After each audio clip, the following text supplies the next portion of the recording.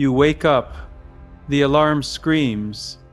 Before your feet even hit the floor, the weight is already there. It's sitting on your chest, the crushing pressure of the emails you haven't answered, the relationship that feels like a ticking time bomb, the financial tightrope you're walking, and that gnawing exhaustion in your bones that sleep just doesn't fix. You feel like you are trapped on a treadmill set to a speed you can't sustain, sprinting toward a finish line that keeps moving further away. You have probably tried to fix this. You've bought the self-help books, you've downloaded the meditation apps, you've tried the productivity hacks, but the relief is always temporary. The anxiety is a shapeshifter.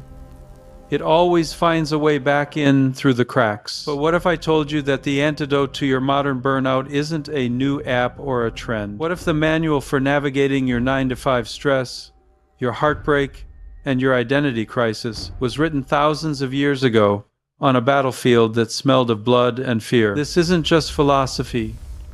This is a survival guide delivered by the universe itself. Let's look at the reality of your situation. You feel paralyzed. You need to move, to change, to make a decision.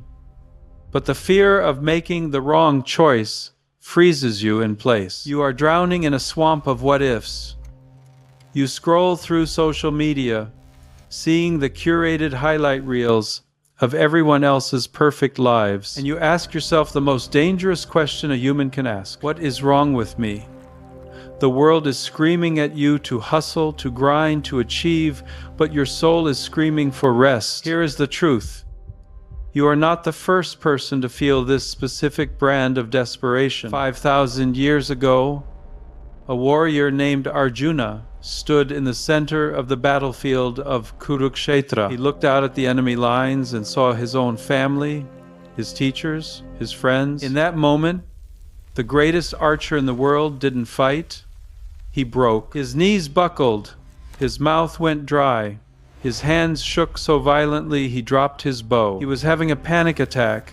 He was experiencing the exact same paralyzing doubt that hits you on a Sunday night before the work week begins. In that moment of total collapse, he turned to his charioteer, Krishna. The conversation that followed the Bhagavad Gita was not about how to win a war. It was about how to master the mind. Krishna didn't tell him to run away to a cave. He gave him a toolkit to find peace right there in the middle of the screaming chaos. So let's open that toolkit and apply 6 of those timeless laws to your Tuesday morning. The first insight is the ultimate weapon against burnout: karma yoga. Krishna tells Arjuna, "You have a right to perform your prescribed duties, but you are not entitled to the fruits of your actions." Read that again. The root of your anxiety is not the work itself. It is your obsession with the outcome. You are chaining your happiness to things you cannot control: the promotion, the praise, the numbers, the validation. When you do that, you are handing the remote control of your emotions to the world. If the project succeeds, you are high. If it fails, you are destroyed. Krishna is offering a radical shift. He says, fall in love with the process and divorce the result. Focus entirely on the quality of your effort, the precision of your action, and the integrity of your work. The result depends on the economy, timing, luck, and other people. Worrying about it is a waste of your vital energy. Think of a surgeon in the middle of a heart transplant. If she is standing there worrying about her reputation or dreaming of the applause she'll get afterwards, her hand will shake. She will fail. She must be entirely lost in the incision, in the moment, in the duty. That is karma yoga. It turns your daily grind into a meditation. Your daily practice starts tomorrow. Before you send that scary email or start that project, take one breath and say, I am responsible for the effort. The universe is responsible for the result. Feel the weight lift off your shoulders instantly. The second insight is for the chaos of your relationships. samatvam, or equanimity. Relationships are where we bleed the most. We bleed because we are attached not just to people, but to our expectations of people. We have a script in our heads of how our partner, boss, or friends should act. When they go off script, we feel betrayed. Krishna teaches that a person of steady wisdom is not disturbed by the dualities of life, praise and blame, pleasure and pain. This doesn't mean you become a stone statue. It means you become the ocean. The surface of the ocean is choppy, tossed around by the wind. But the deep ocean, it is silent, it is still. When someone insults you, it is a wave on the surface. When someone praises you, it is just another wave. If you let your inner peace depend on how other people treat you, you will be a slave to their moods forever. Imagine you are an elephant walking through a village. A pack of small dogs runs out, barking, snapping at your heels. Does the elephant stop? Does it argue? Does it get insecure? No. It keeps walking. It knows its size. It knows its path.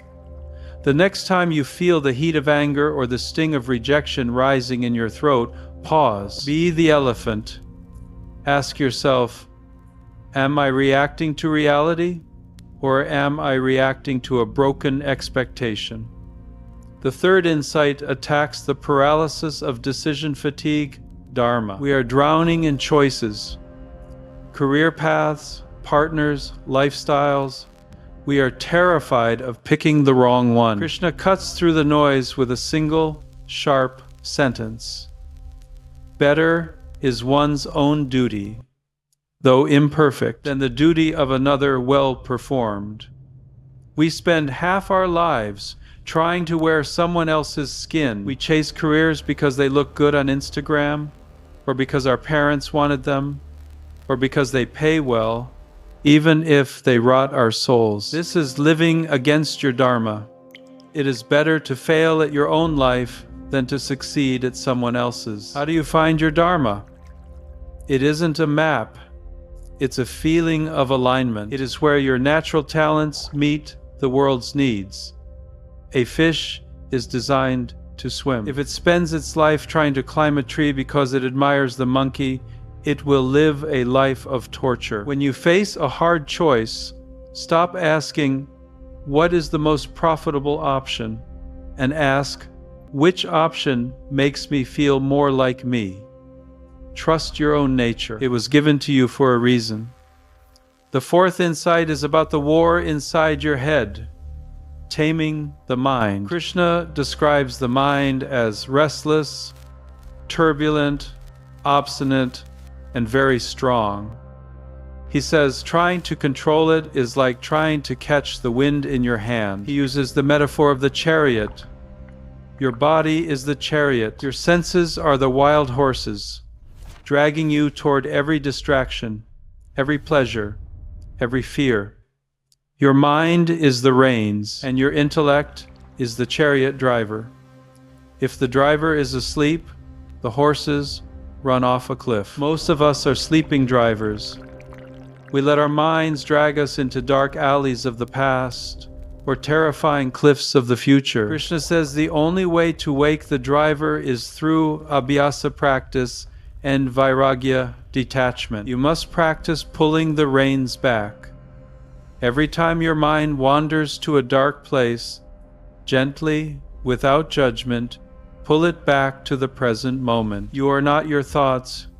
You are the observer of your thoughts. Watch them float by like dark clouds, but don't get in the car with them. The fifth insight is the hardest for the modern ego to swallow. Surrender. After explaining all the paths of discipline and knowledge, Krishna gives the ultimate secret. Abandon all varieties of religion and just surrender unto me. To a modern control freak, surrender sounds like losing. It sounds like weakness. But spiritually, surrender is the ultimate power move. It is the jujitsu of the soul. It is admitting that you are trying to swim upstream against a raging river and you are exhausted. Surrender is the moment you stop fighting the current and decide to float. It is saying, I have done my best.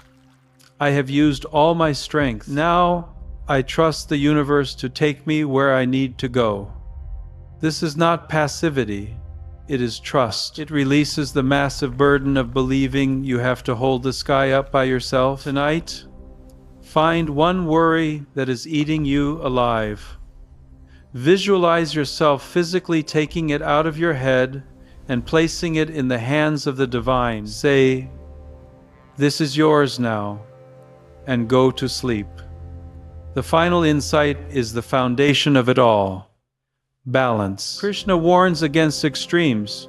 He says, there is no possibility of one's becoming a yogi if one eats too much or eats too little, sleeps too much or does not sleep enough. We live in a culture of extremes. We glorify the grind set where we work 18 hours a day, and then we swing to the other extreme of checking out completely with alcohol or binge-watching TV. We are pendulums swinging between burnout and numbness. Krishna calls for the middle path. You need to be the tightrope walker, constantly making micro-adjustments to stay centered. You cannot build a spiritual life on a broken physical foundation. You need to audit your life. Are you sacrificing your sleep for your ambition? Are you sacrificing your peace for your pleasure? Balance is not boring. Balance is the only way to sustain a high-performance life without snapping. So here you stand. You are no longer just a stressed-out employee or a confused partner. You are Arjuna. The battlefield is your office, your home, your mind. You have the tools now. You have karma yoga to crush work stress. You have equanimity to weather relationship storms. You have dharma to guide your decisions. You have mindfulness to tame the horses. You have surrender to release the weight. And you have balance to keep you standing. This isn't just information, it is armor. Put it on. If you are ready to stop fighting life and start mastering it, if you are ready to wake up the chariot driver, I want you to signal that shift right now. Go to the comments and write, I am ready for clarity. Come back to this video in 90 days and tell me how your life has changed. It starts now.